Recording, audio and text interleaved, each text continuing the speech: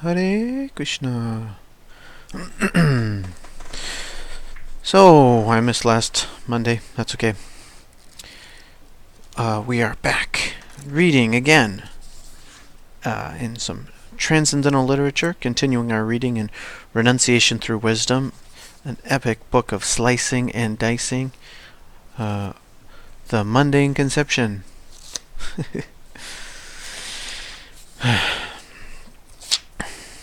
By His Divine Grace, A.C. Bhakti-vedanta Swami Prabhupada. So I feel like I got something to do at 7:30, so I'm just going to start reading. You want to hear the book anyway. So we're continuing in the Science of Devotion.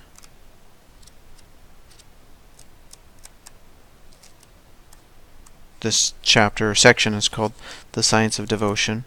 And this subsection is called Lord Krishna is the Supreme Absolute Truth. So here we go.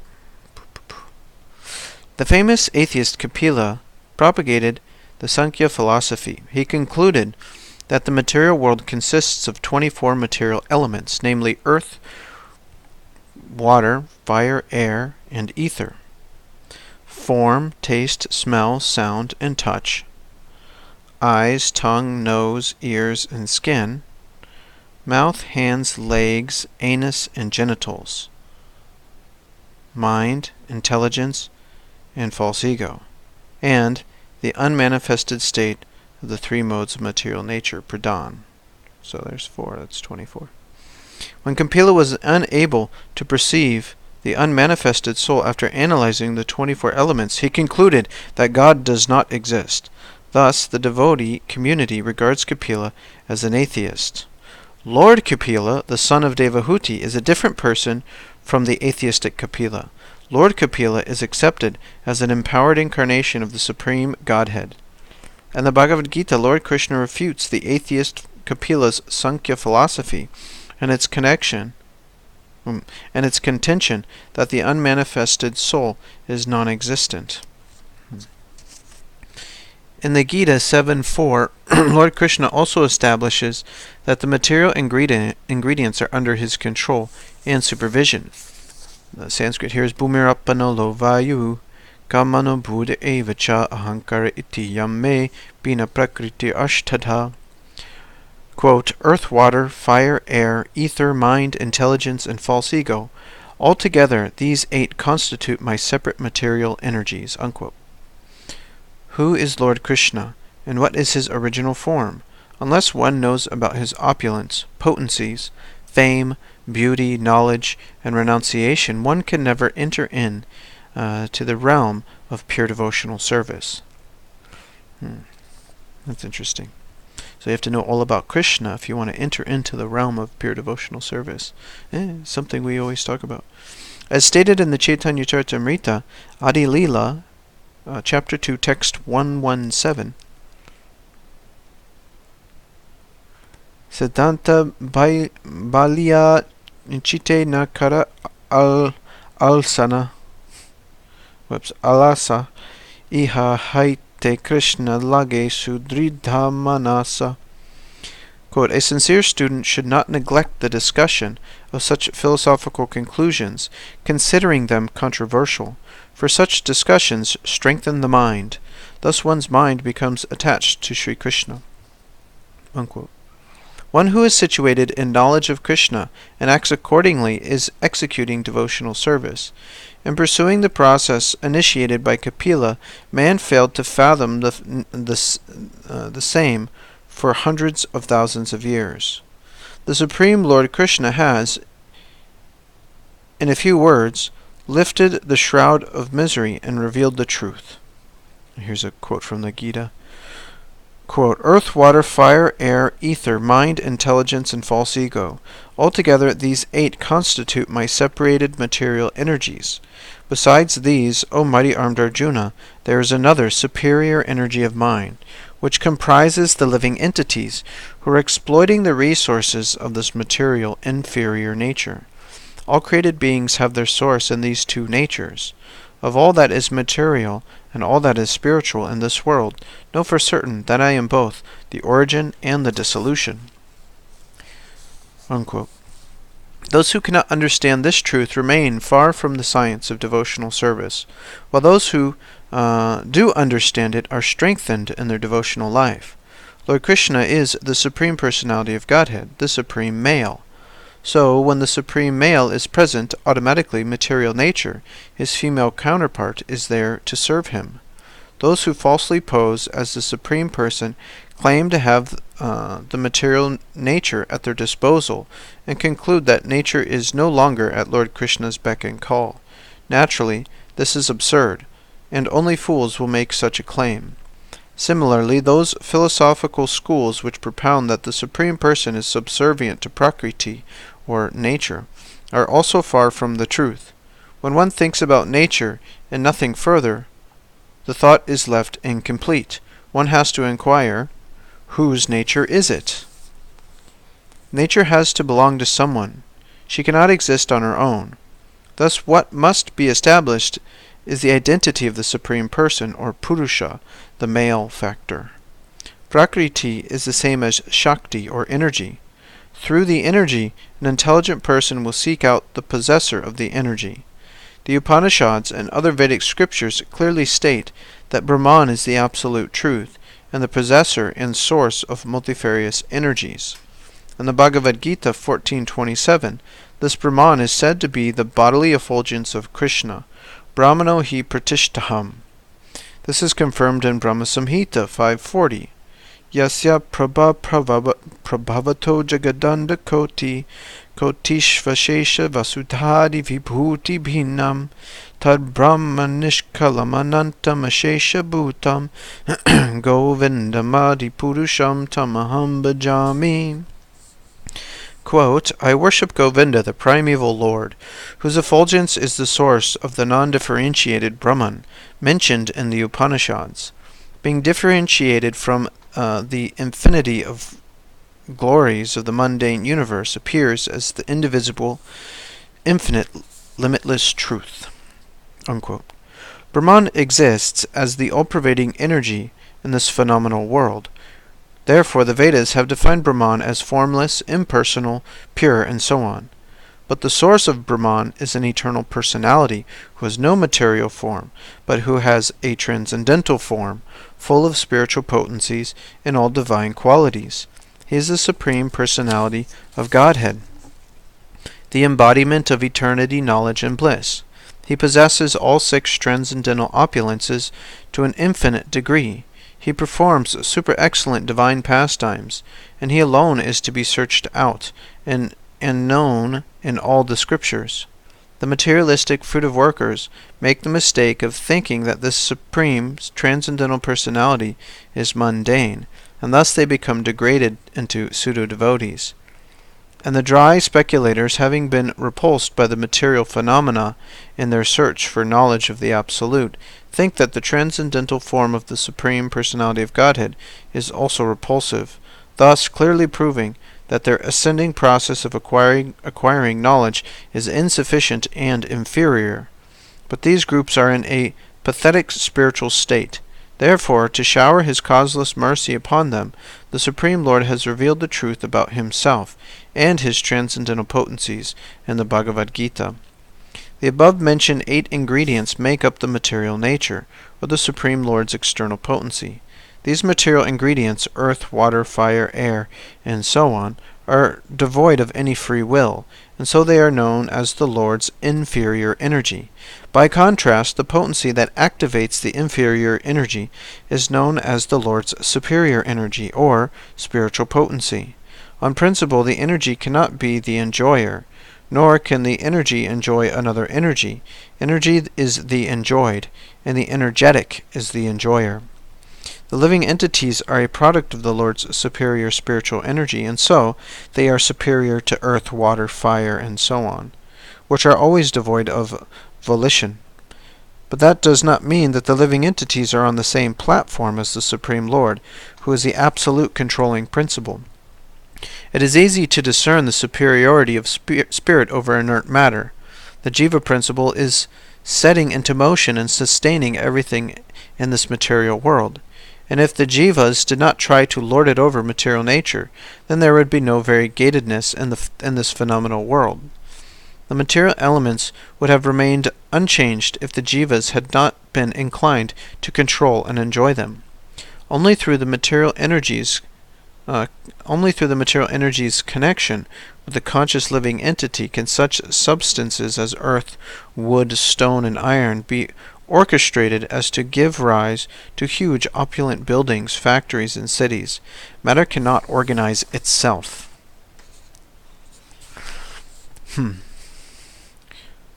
From the foregoing, one can understand that this massive cosmic creation, with its innumerable planetary systems and heavenly bodies, has come about only through the interference of some superior and powerful consciousness.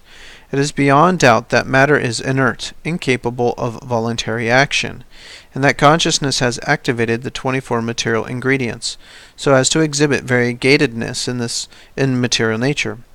All this goes to prove the inherent insufficiency and imperfections in material nature. Thus transcendental happiness is possible only in spiritual variegatedness. In the Bhagavad-Gita 7.5, Lord Krishna confirms that the jivas belong to his superior energy. Apareyamitastvanyam prakritim vidimeparam jivaputam mahabaho yayedam dharyate jagat. Quote, besides these, O mighty armed Arjuna, there is another superior energy of mind, which comprises the living entities, who are exploiting the resources of this material, inferior nature.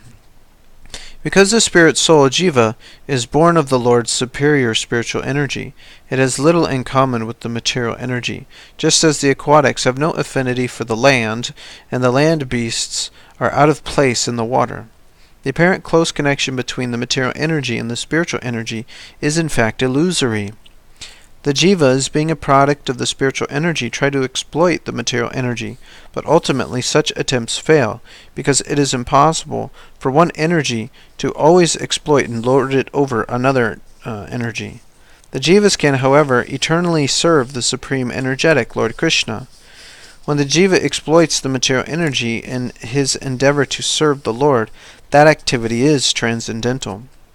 The performance of sacrifice, any other kind of activity, amounts to nothing but materialistic fruitive work. In the Vishnu Purana 6.761, one reads about the three kinds of energy: Vishnu Shakti Para Prokta Kshetragya Tatapara, Avidya Karma Sangyaya Tritiya Shaktirishate. Quote, the potency of Lord Vishnu is summarized in three categories, namely the spiritual potency, the living entities, and ignorance. The spiritual potency is full of knowledge. The living entities, although belonging to the spiritual potency, are subject to bewilderment, and the third energy, which is full of ignorance, is always visible in fruitive activities. Unquote. Thus all phenomena in this material world are simply interactions of the Supreme Lord's superior spiritual energy with his inferior material energy. The material energy is known as the kshetra, or field of activity, and the spiritual energy is known as the kshetragya, or the knower of the field of activity. All the different species of living entities, with their varied characteristics, are produced by the interaction of the kshetra and the kshetragya. The energetic principle, or the controller of both these energies, is the Supreme Personality of Godhead, Krishna. He must be recognized as the ultimate cause of the creation, maintenance, and annihilation of this cosmic manifestation. As he says in Bhagavad-Gita 7:6-7, Etajoni bhutani sarvat nityupadharya aham kritsnasya jagata prabhava pralayastata mata parataram nanyat kinchidasti dhananjaya mayi sarvamidam protam sutremani gana iva. Quote, all created beings have their source in these two natures, the inferior and the superior energies of the Lord. Of all that is material and all that is spiritual in this world, know for certain that I am both the origin and the dissolution. O conqueror of wealth, there is no truth superior to me. Everything rests upon me as pearls are strung on a thread." Unquote.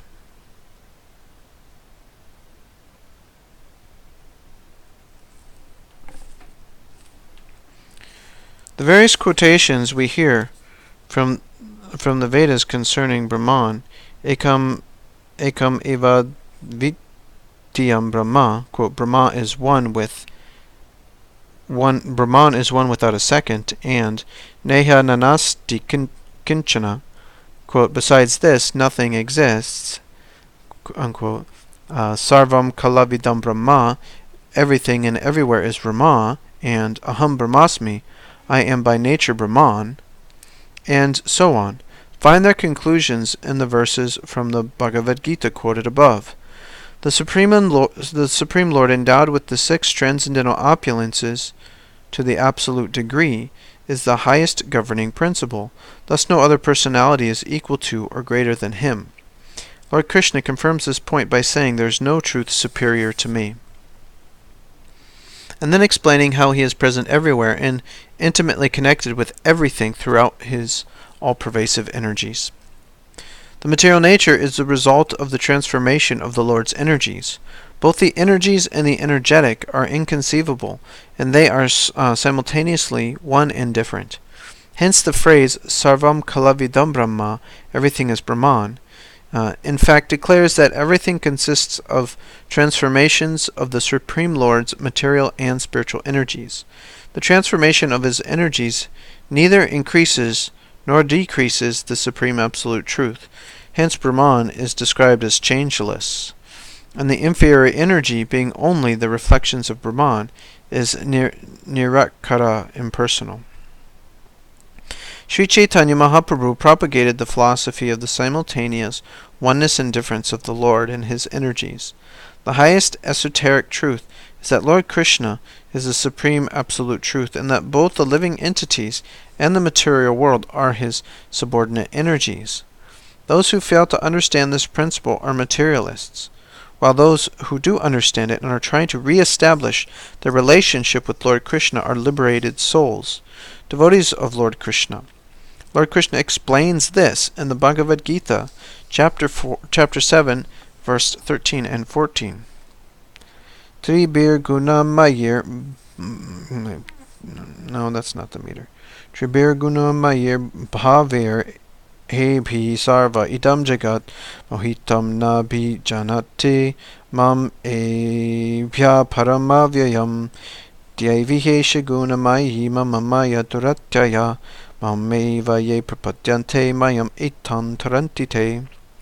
Quote, deluded by the 3 modes, passion, goodness, and ignorance, the whole world does not know me, who am above the modes and inexhaustible. This divine energy of mine, consisting of the 3 modes of material nature, is difficult to overcome, but those who have surrendered unto me can easily cross beyond it. Unquote. The dualities of like and dislike, good and bad, are all due to the 3 modes of material nature, goodness, passion, and ignorance. These modes hold all conditioned living entities under their sway. Therefore it is difficult for conditioned souls to understand that the Supreme Lord, being absolutely spiritual, is above the 3 modes and thus param avyayam, absolutely inexhaustible. The reason the Lord uses these words, param avyayam, is that although he permeates everything by means of his transcendental energies, he remains eternally unchanged and the complete whole. One should avoid making the mistake of thinking that because Brahman, the supreme absolute truth, pervades the entire cosmic manifestation, therefore he cannot possess a definitive form or personality. The heat radiating from a fire spreads in all directions, yet the fire remains unchanged. Similarly, the sun has been emanating light and heat since time immemorial, yet it has not lost any of its potency. And the sun possesses but a minuscule fraction of the Supreme Lord's inexhaustible potency. So what question is there of the Lord's potency being either transformed or decreased? The Lord's energies, Like a fire's heat and light spread everywhere, yet his energies can never diminish at any time. Thus in the Bhagavad-Gita he describes himself as Param Avyayam, inexhaustible, the supreme energetic principle. The Vedas describe him in the following way: Purnasya Purnam Adaya Purnam Eva Vashishyate. Quote, whatever is produced of the complete whole is also complete in itself, because he is the complete whole. Even though so many complete units emanate from him, he remains the complete balance. Ishopanishad, Invocation. Like the Supreme Lord himself, the process for freeing oneself from the mesmerizing grip of the material energy and coming closer to the Lord is also one without a second. As the only way to see the sun is by the help of sunlight, so the only way to see the Supreme Personality of Godhead, Lord Krishna, is by the illumination of sun-like Krishna himself. Only by surrendering to his lotus feet and rendering him loving devotional service can one approach him. Neither fruitive activity through physical strain nor speculative knowledge through mental gymnastics can help one attain the highest perfection of God consciousness. Only through bhakti or devotion can the Supreme Lord be achieved. Speculative knowledge and mystic yoga can at best accord one a partial realization of the absolute truth, namely realization of Brahman and Paramatma, the Supersoul, respectively. It is through the singular means of bhakti that one can perceive face to face the Supreme Personality of Godhead Krishna, the embodiment of eternity, knowledge, and bliss. When the rising sun chases away the blackness of night, everything becomes clearly visible. Similarly, when the sun of Krishna rises above the horizon of one's consciousness, the Stygian gloom of Maya, the illusory energy, is driven away, and the original form of every object comes into distinct focus. Thus, full knowledge and realization of the absolute truth come exclusively through devotion to the Supreme Lord. However, the path to this perfect realization is fraught with hindrances caused by Maya, the insurmountable material energy. In this regard, one might ask, quote, if by serving Lord Krishna one can automatically discharge all subsidiary duties, then why doesn't everyone in the world surrender to Lord Krishna and worship him as the Supreme Absolute Being? Almost everyone in the world more or less agrees that there is only one God, not two or more. Yet when that one and only Supreme Personality of Godhead, Lord Krishna, comes personally to declare this truth, why do people still refuse to surrender to him? Perhaps it is understandable that those who are illiterate and ignorant cannot accept Lord Krishna's supremacy, and therefore do not surrender to him. But there are many erudite scholars, philosophers, and leaders of society who extensively discuss the scriptures, yet still do not take shelter of Lord Krishna's lotus feet. Why? Unquote. The Lord himself answers this question in Bhagavad-Gita 7:15. Namam duskritino mudha papradhyante naradamam mayaya paritagyana asurim bhavamashrita. Quote, those miscreants who are grossly foolish those miscreants who are grossly foolish, who are the lowest among mankind, whose knowledge is stolen by illusion, and who partake of the atheistic nature of demons, do not surrender unto me. Unquote. People with demoniac mentalities never surrender to the Supreme Lord. There have always existed two kinds of men, the good, pious men, and the impious reprobates. These two types of people are always present in every country and at every period in history. Pious men obey God's laws and are gradually elevated to perfection. The impious, on the other hand, capriciously flaunt God's laws and try to be independent. The racial strife, civil wars, violent revolutions, and world wars, so common in the modern age, are all caused by the whimsical and selfish nature of impious men. Pious people can live in a country and adhere to the instructions of their scriptures, or they can associate with other pious men from other countries and exchange knowledge and realizations. As a result, these seekers of the absolute truth can certainly perceive that Lord Krishna is the Supreme Personality of Godhead. On the other hand, sinful persons have one interest: to satisfy their egoistic cravings. They may make a show of being vanguards of religion, but behind this facade they continue their reprehensible activities. They vilify the sanctity of the religion of their birth and go against their own country's interest.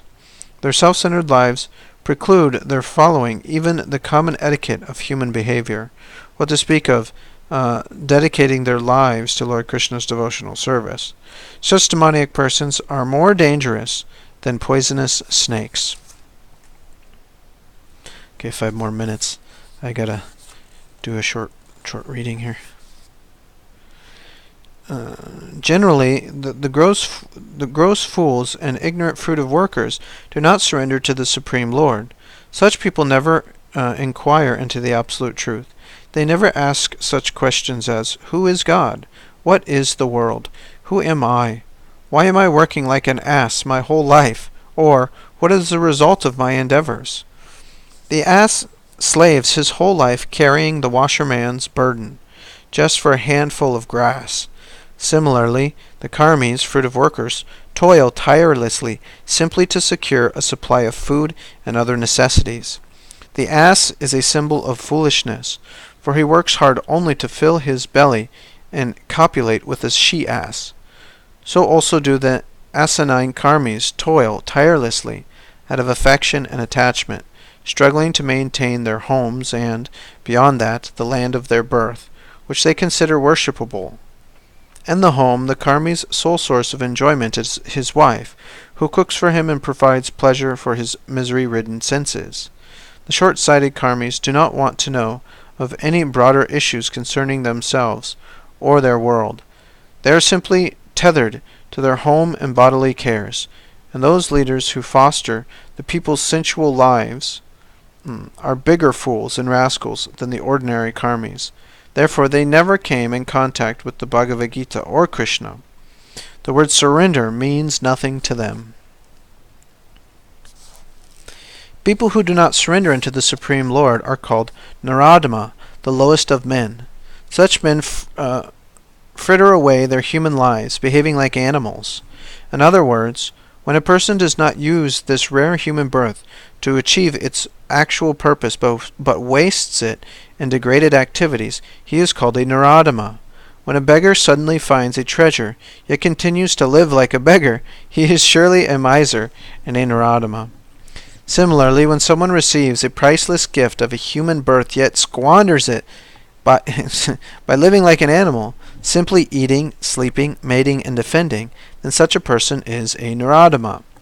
These fools do not realize that after many millions of births in lower species, the soul finally receives the rare human birth. And it is in this birth that the soul must sincerely endeavor to elevate himself to the transcendental platform, attain the absolute truth, and return to his original home in the spiritual world.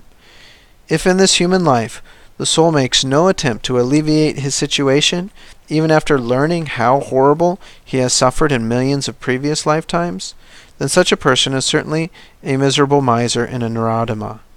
But if one tries to utilize his rare human birth for self-realization by becoming elevated to the Brahminical class, then his life is successful. Brahmana does not mean Brahmana by birth. A Brahmana is one who surrenders to Lord Krishna, and the Lord of the Brahmanas. A Naradama cannot do so. Therefore, another meaning of Naradama is one who rejects devotional service. Another class of men who do not surrender to Lord Krishna are the demons, those who are staunchly inimical to him. Famous and powerful demons like Ravana, Hiranyakashipu, Jarasandha, and Kamsa acquire many powers through learning and severe austerities. But because they always challenge the various incarnations of the Supreme Lord, such as Lord Rama, Lord Nrsimha, Lord Vishnu, and Lord Krishna, they are known as demons. Often the demons do not lack education or intelligence, but because of their fiendish mentality towards the Supreme Lord, their learning and brain capacity come to naught.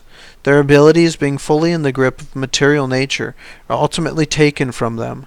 The reason for the demon's failure has been stated earlier. If one does not surrender to Lord Krishna, it is impossible to surmount material nature.